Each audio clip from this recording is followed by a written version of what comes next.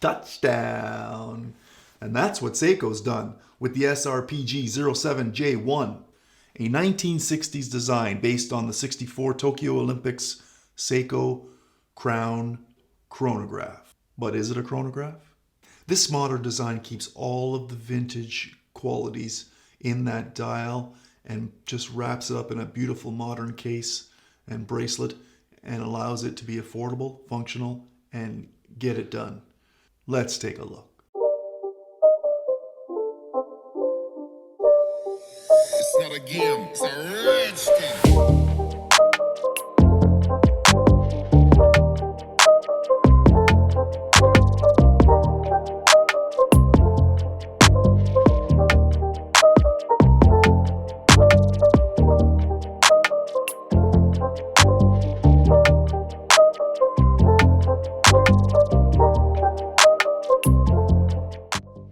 Now the case, boy oh boy oh boy.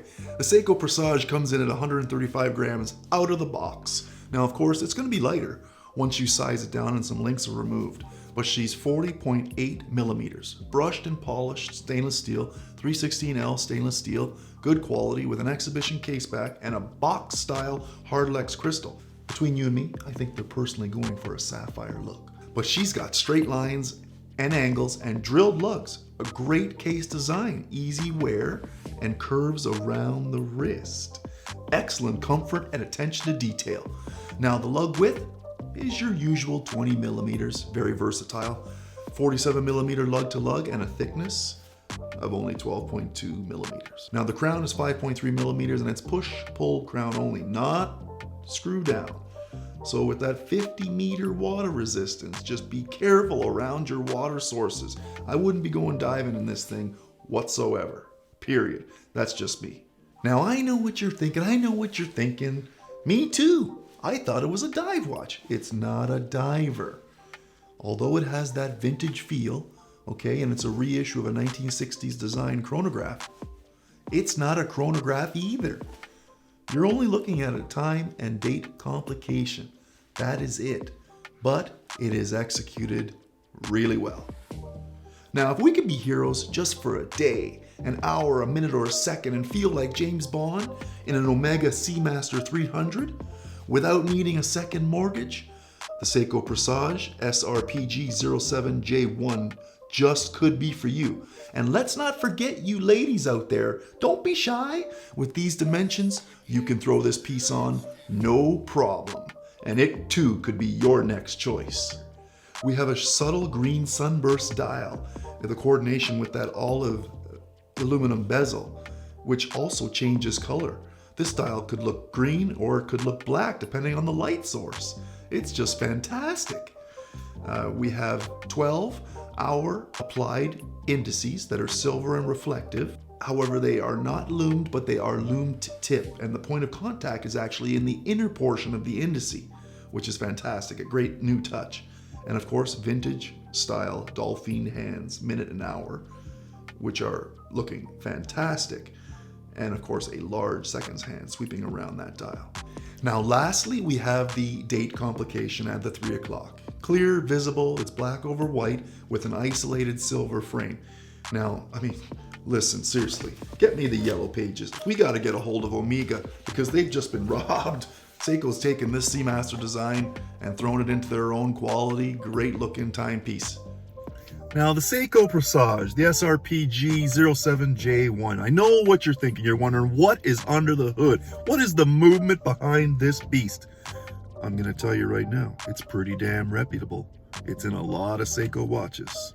We're looking at the in-house caliber 4R35.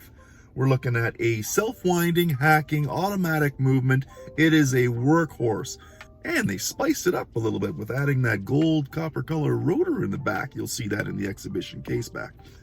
But she is coming in at 21,600 vibrations per hour. We have 23 joules. And of course, a very reasonable 41-hour power reserve. Well, I don't know about you, but I think it's time we get the white gloves on and get a bird's eye view. It's no Aston Martin, but 0 to 60 in 3.2 seconds. Now this Presage comes with brushed, with polished sides, Stainless steel, great looking 3-link system for this bracelet. It starts at the 20mm lug connection and tapers down to 18mm at the clasp. We have the signed Seiko push button deploy and style clasp with some great finishing inside there. It's strong, has a great feel on the wrist, and adds to the overall comfort, especially with those downward sloping lugs. Now, it does have a slight quirk. Once it's connected, it does have a gap just above the bracelet link, which could bother some. And of course, with the 20mm lug connection, you can throw on a number of different bracelets or other designer straps or NATO straps or whatever. Now, the cost of the Seiko Presage, the SRPG07J1 is coming in here in Canada at an estimated $700 retail. Now, I got this model at the Bay, or Hudson's Bay, and it came in for $50 off at $712 out the door. Although the finishes look fantastic, I have concerns about why they just didn't put the sapphire crystal in there. So why not just throw it in this one? It's a next level step that you could to justify that price increase anyway. That being said, it's no surprise to see that the reissue has evolved into a stunner that you see here today. Now, I'm the CovertCrow. Thanks very much for tuning in. Do me a favor, like, subscribe, hit that bell notification because you don't want to miss the next video. And what do I always say? There's always going to be another video. Also, you can follow me on Instagram. It's right there. That's about my time. I want to keep it short and sweet for you because I got to make another video. Be safe, be well, and guess what? We're going to see you on the next one. I'm out.